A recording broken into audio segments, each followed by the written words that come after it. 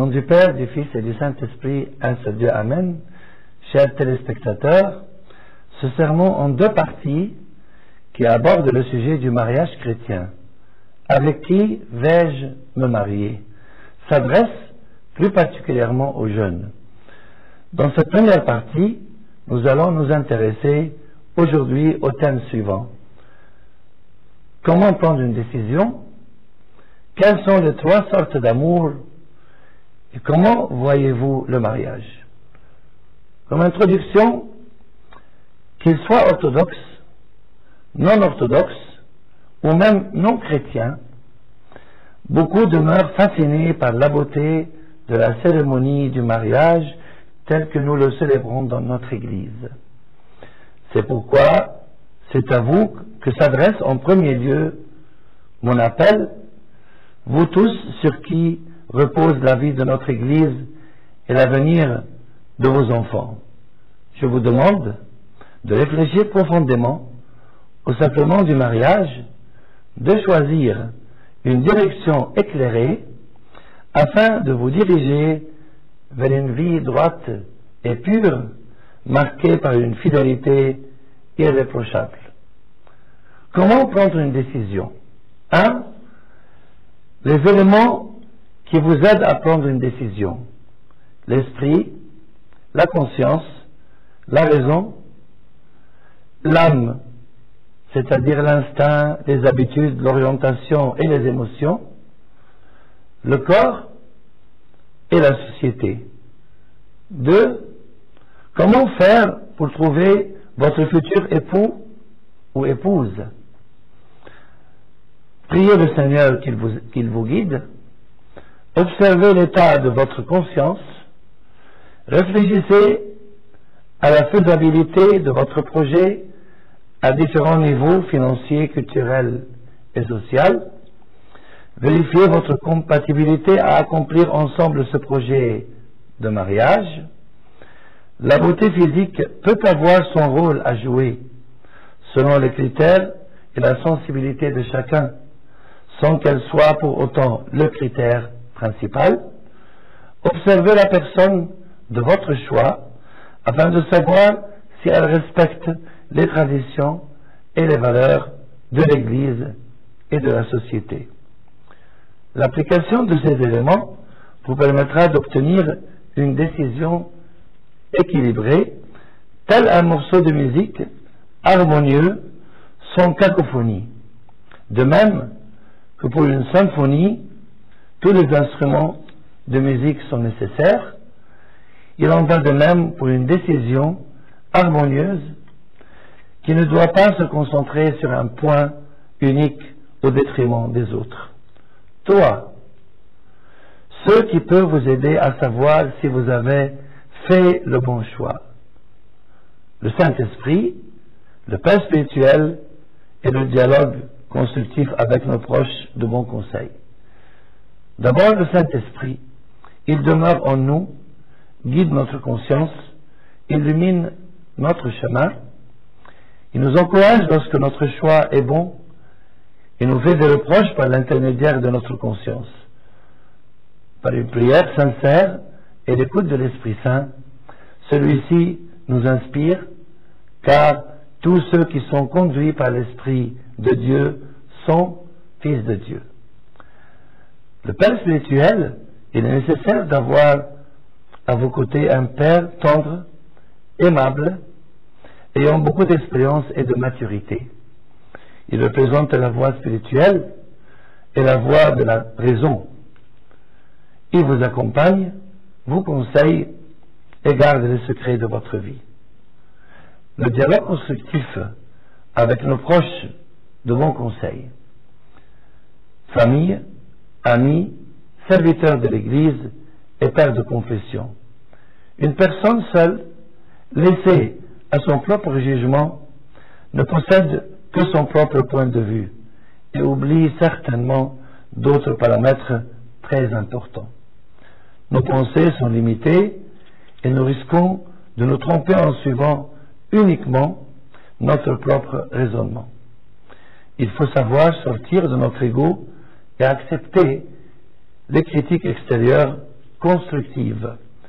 Qui chemine avec les sages devient sage. Qui hante les sots devient mauvais.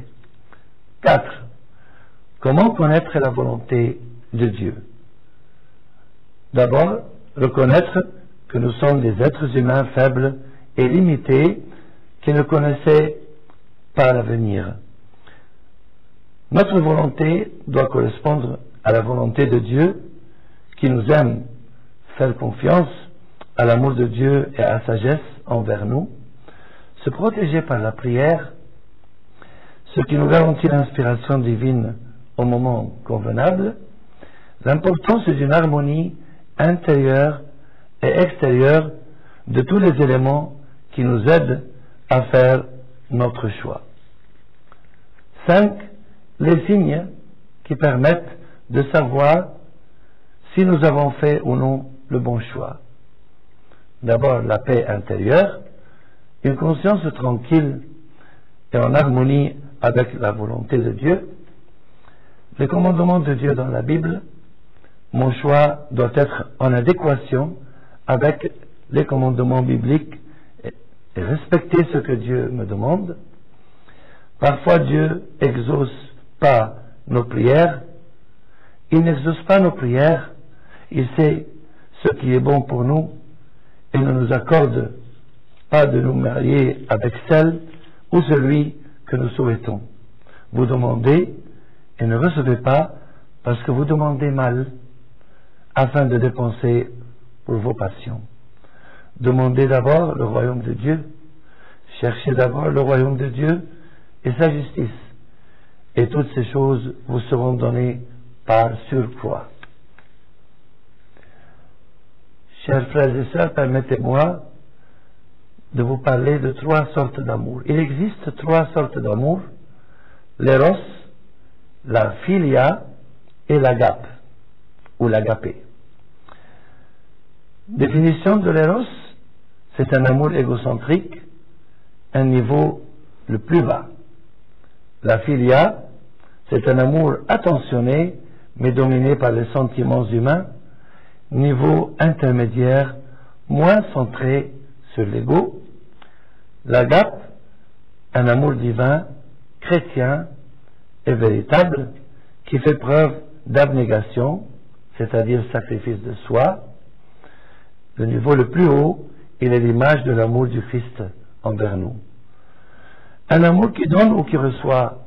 L'éros, il reçoit seulement et il est possessif. La philia, il donne et il reçoit. Il sort un peu de son ego. L'agape, il donne sans rien attendre.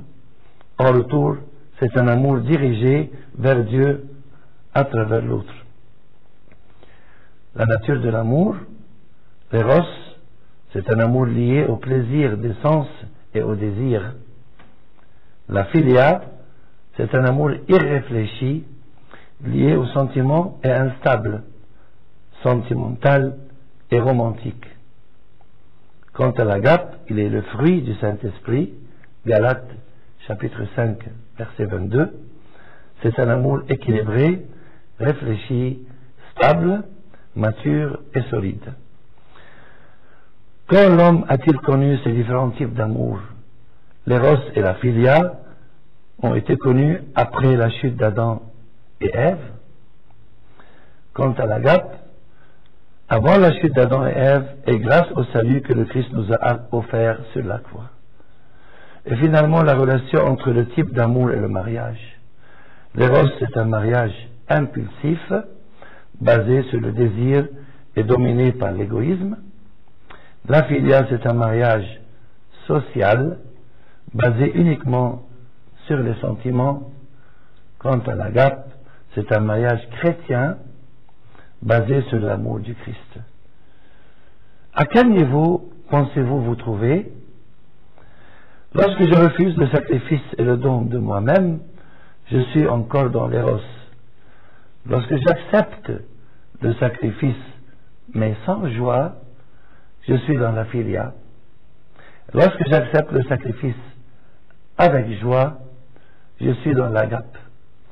L'éros ou la philia peuvent être transformés en agape par l'œuvre du Saint-Esprit et par la persévérance spirituelle du croyant.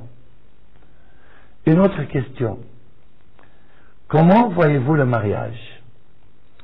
1. Pour une vision réaliste du mariage, du fait de certains films, romans ou de conversations superficielles, certains ont une vision totalement faussée du mariage. Ils croient que le mariage consiste en un état de bonheur permanent dans lequel on recevrait tout de l'autre. Ils ne voient pas que le mariage constitue un don de soi avec des responsabilités familiales, des preuves d'amour qui permettent à chacun des deux partenaires de dépasser son ego, de s'entraîner à bien s'entendre avec l'autre, de l'accepter tel qu'il ou tel qu'elle, et malgré ses défauts, tout en faisant des efforts pour s'améliorer soi-même. 2. Pour une vision pure du mariage, trop souvent, l'homme ou la femme se concentre sur le plaisir, comme le désir sexuel, la sensualité ou la beauté, sans prendre conscience de la personnalité réelle de l'autre, qui sera cependant déterminante plus tard pour l'entente du couple. Avant de se marier, il faut bien faire la distinction entre amour et désir, car la différence entre les deux est immense.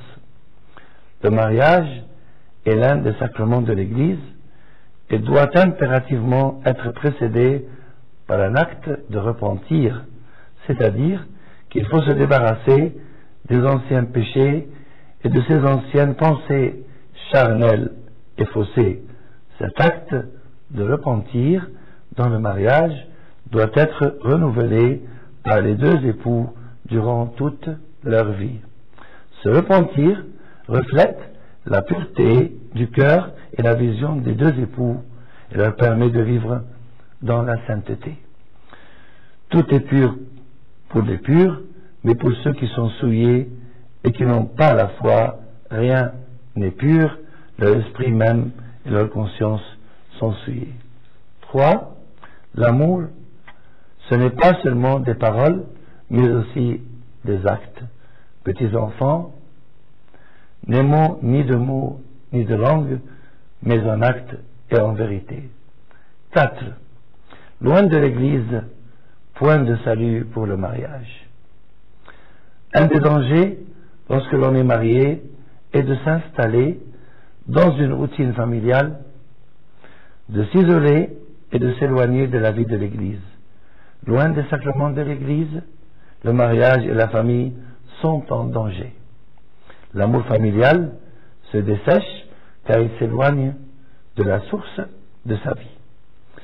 Avant de se marier, les jeunes partagent la vie de la communauté et l'amour de cette grande famille constituée des membres de l'Église. Après le mariage, ils partagent un amour familial sans être séparés de l'amour fraternel qu'ils partagent au sein de l'Église. 5. Le mariage, chemin de sainteté. Quand le Christ, dit-il, ordonne de suivre la voie étroite, il s'adresse à tous les hommes. Le moine et le séculier doivent atteindre les mêmes hauteurs. Ils auront les mêmes comptes à rendre. La 20e homélie de Saint Jean Chrysostome sur l'épître de Saint Paul aux Éphésiens. Il ne s'agit pas d'une vocation moindre que la vocation monastique pour ceux et pour celles qui sont appelés à se marier, mais d'une voie vers Dieu tout aussi valable que le monachisme. Le texte de Saint Jean Chrysostome sur le mariage, extrait de son 20e homélie sur l'épître de Saint Paul aux Éphésiens, souligne la signification spirituelle de l'amour entre époux, puisque le mariage, selon Saint Paul, est à l'image de l'amour entre le Christ et l'Église, ce qui fait du mariage une petite Église. Le mariage, béni par Dieu, est un véritable chemin de sainteté pour le couple chrétien. Et finalement, pour cette première partie, pas de mariage en dehors de l'Église. La femme demeure liée à son mari aussi longtemps qu'il vit. Mais si le mari meurt, elle est libre d'épouser qui elle veut dans le Seigneur seulement. En conclusion de cette première partie, chers téléspectateurs, j'espère que vous avez appris 3 choses qui sont comment prendre une décision, quel est le véritable amour chrétien, et que vous avez maintenant une vision pure et réaliste du mariage chrétien, et gloire à Dieu pour les siècles des siècles. Amen.